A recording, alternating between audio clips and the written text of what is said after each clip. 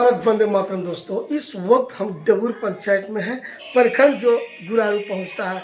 सबसे पहले बात मैं आपको बताना चाहता हूं, जय हिंद जय भारत वंदे मातरम। दोस्तों, इस वक्त हम गुरारू में हैं और जाकर के अभी हम डबूर पंचायत में हैं और इस जगह पे जीते माने पंचायत अध्यक्ष महोदय जी के अभी हम आवास पर आए हुए हैं। तो चलिए, सबसे पहले पूछा जाता है कि धान किस रेट से इन्होंने लिया है और किस रेट से ये जाकर के गवर्नमेंट तक ये धान पहुंचेगा और इस जगह पे पैदा कैसा हुआ है किसान के प्रति, ये उनके मुखार बिंदु से हम सुनेंगे। क्योंकि हमारा भारत देश एक कृषि प्रधान देश है और कृषि का भार का अभी जो केंद्र सरकार दे रखा है वो पैक्स अध्यक्षों के कंधों पर दे रखा है। तो चलिए रूबरू बने रहिए देश की जनता, क्योंकि हम लेके चलते हैं जस्ट डबूर पंचायत के जीते माने पैक्स अध्यक्ष महोदय जी के पास। सबसे पहले सर अपना परिचय दीजिए। मेरा नाम बैजनाथ पांडे है।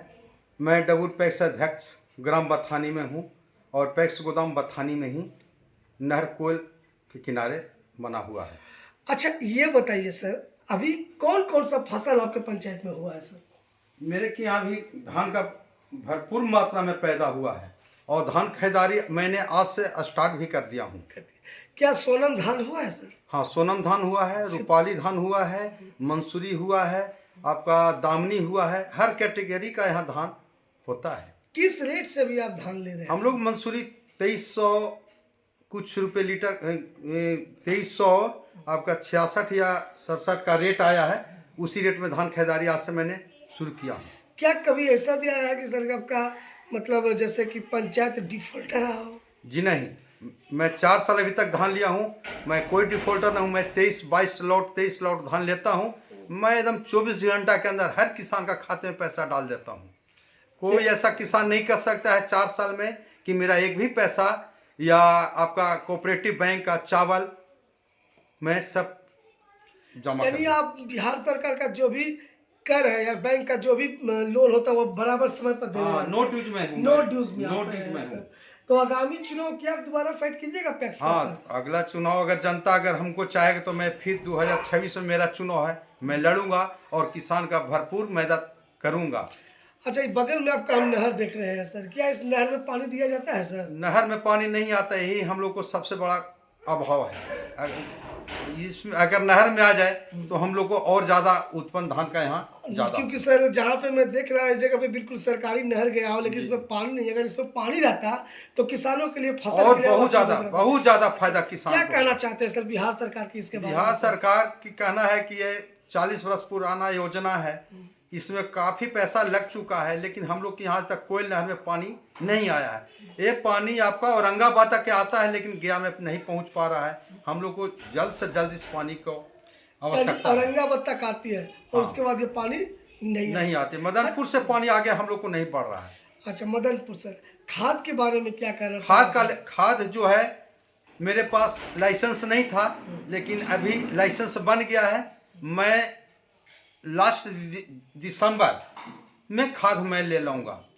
अच्छा, किस रेट से सरकारी रेट? जो सरकारी रेट खाद का है 302 रुपये का चिट्ठी आएगा, उस रेट से हम लोग धान मतलब किसानों के पास किसान का जी क्या करूँगा। अच्छा सर, कभी कभी ऐसा भी होता है सर कि क्षेत्र में सुखाड़ हो जाता है सर, जिसके चलते फसल नहीं हो पाता है सर, और आप लोग कोऑपरेटिव बैंक से लोन भी ले लेते हैं सर।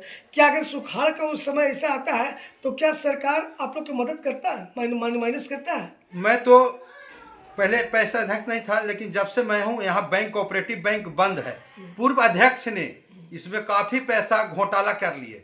जितना भी किसान का पैसा था वो पैसा आज तक किसान को वापस नहीं लौटा है, और नहीं उसका आज तक हमारे पास कोई कागज, कोई रजिस्टर, कोई रिकॉर्ड हमको जमा दिए कि जो मैं किसान का पैसा वापस कर सकूं। कम से कम 100 किसान का यहाँ खाता खुला था, उसमें सम 10 लाख रुपया किसान का जमा था उसमें, जो आज तक पैसा का सब गमन हो गया। तो यानी कहने का अर्थ है कि जो नवजात यानी नवपूर्व में अभी प्रेजेंट में जीते हुए पैक्स अध्यक्ष है, इन्होंने कहा कि इससे पूर्व जो जीते हुए पैक्स अध्यक्ष है कई लाखों करोड़ों रुपए का किसान का पैसा किसानों का पैसा जमा खाता वो घोटाला हो चुका है। अब ये जांच का विषय है। मैं बिहार सरकार से निवेदन करना चाहता हूँ कि कि डबूर पंचायत में पूर्व पैक्स अध्यक्ष जो भी हो उनके खाता से लेकर बैंक तक जांच किया जाए। अच्छा सर, ये आप बताइए, आपके पास गोदाम कितना एमटी का है? मेरे पास गोदाम 100 एमटी का है। अच्छा, 100 एमटी। मुझे 1000 एमटी का गोदाम चाहिए। हाँ सर, वो तो 1000 एमटी लागू है सर जी। तो आपने अभी तक सरकार के पास क्यों नहीं इसका आवेदन किया? मैं एक कागज यहाँ पे आवेदन सरकार के एक बार नहीं 2 बार दे चुका हूँ। अच्छा। जब मैं कागज देता हूँ तो किसी व्यक्ति, विशेष व्यक्ति द्वारा वो कागज ब्लॉक से हटा दिया जाता है और बोल दिया जाता है कि इसमें गोदाम नहीं बनेगा। अब मैं इस जमीन डबूर पंचायत में डबूर पोखरा के पास मैं इसका जमीन का इकट्ठा करूंगा। तो यानी कहने का अर्थ है कि सर का कहने का अर्थ है जो भी प्रेजेंट में पैक्स अध्यक्ष महोदय कि हमारे पास मात्र 100 ही एमटी का जमीन है, जबकि गोदाम है। अब ये सोचा जाए कि 100 एमटी का गोदाम में कितना जाकर के फसल किसान के माध्यम से जो ले रहे कितना में रख पाएंगे? इससे तो साफ जाइए कि फसल बर्बाद हो जाएगा, धान बर्बाद हो जाएगा। अगर खाद भी लेता है और 100 एमटी का गोदाम है तो अभी बर्बाद होने का डर है। मैं सरकार से निवेदन करना चाहता हूँ कि जो भी है टैक्स के माध्यम से जो 1000 एमटी इनको गोदाम चाहिए जल्द से जल्द लागू करें, जमीन मुहैया कराएं और इनको सहयोग मिलना चाहिए। क्योंकि ये एक जो कहा गया है कि मेरे क्षेत्र में मैंने किसान को अभी तक नो ड्यूज, एक भी पैसा उधार नहीं है। जो बीज लेता हूँ, जो धान लेता हूँ, तत्काल उसका पैसा मैं भरपाई करता हूँ।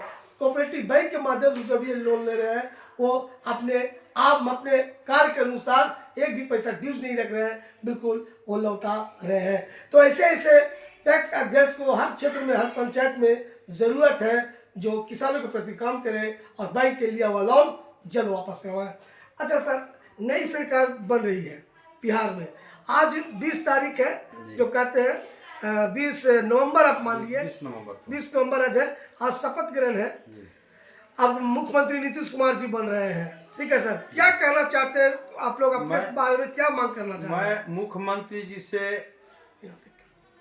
कहना चाहता हूं कि आज हमारे किसान पर ही ये बिहार जिंदा है, किसानी पर। यहाँ कोई फैक्ट्री नहीं है, यहाँ खेती पर ही हर किसान जीवित है।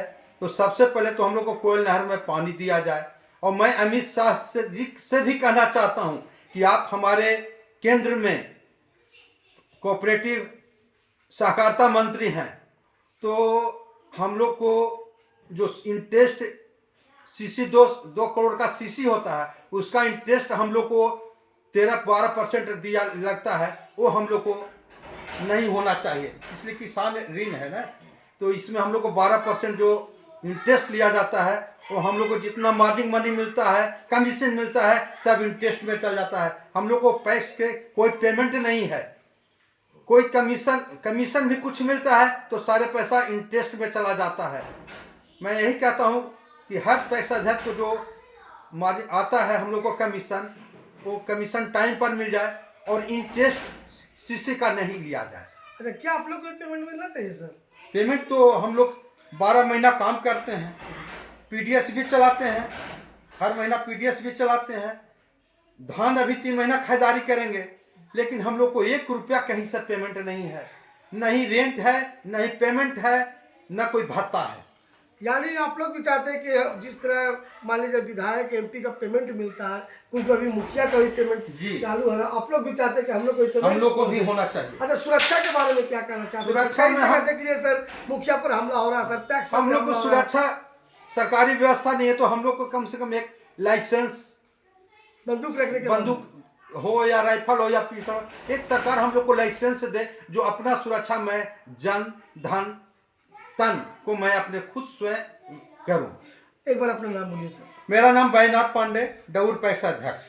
तो ये देखिए अभी डबूर पैक्स अध्यक्ष से मैंने रूबरू बात करवाया और ये आवाज अब बिहार सरकार के पास जाएगी। देखते हैं बिहार सरकार कितना जल्द इन पर एक्शन लेगा। और कहा गया है कि अभी टैक्स का जो समस्या है, सबसे बड़ी समस्या है आपका है पानी की समस्या। इस पानी की समस्या को नहर ला करके हर क्षेत्र में दूर किया जाए। साथ साथ अब रह गई सुरक्षा की, तो सुरक्षा भी बिहार सरकार को देना चाहिए। एक बार पेमेंट के भी ध्यान दे करके, मुखिया हो या टैक्स हो, सब पर ध्यान विशेष रूप से आप रखिए। क्योंकि कहा गया है कि जब कोई भी इंसान कार्य करता है, मेहनत करता है, जो जनता के लिए जीता है, तो सरकार को भी चाहिए वैसे नेताओं के प्रति, वैसे टैक्स अध्यक्ष के प्रति, वैसे मुखिया के प्रति, कोई भी राजनेता हो उनके प्रति सम्मान और पेमेंट के प्रति सोचना चाहिए। एक बार और उनसे बात करवाता हूँ। चलिए सर, ये बताइए सर, अभी आप पैक्स अध्यक्ष हैं, 2026 में अपना मुखिया का चुनाव आने वाला है सर, पैक्स का चुनाव। 2026 में मेरा भी चुनाव फरवरी में है। तो सर क्या आप पैक्स में ही लड़ेगा या फिर कुछ नहीं, मुखिया मैं में? पैक्स, मैं किसान के लिए जिंदा हूँ, मैं किसान का बेटा हूँ, मैं किसान के लिए लड़ूंगा। तो ये देखिए, बिल्कुल अभी मैं बात करवाया और इन्हीं चल शब्दों के साथ इंडिया टुडे न्यूज से अपनी वाणी को समाप्त करता हूँ। जय जय भारत, वंदे मातरम।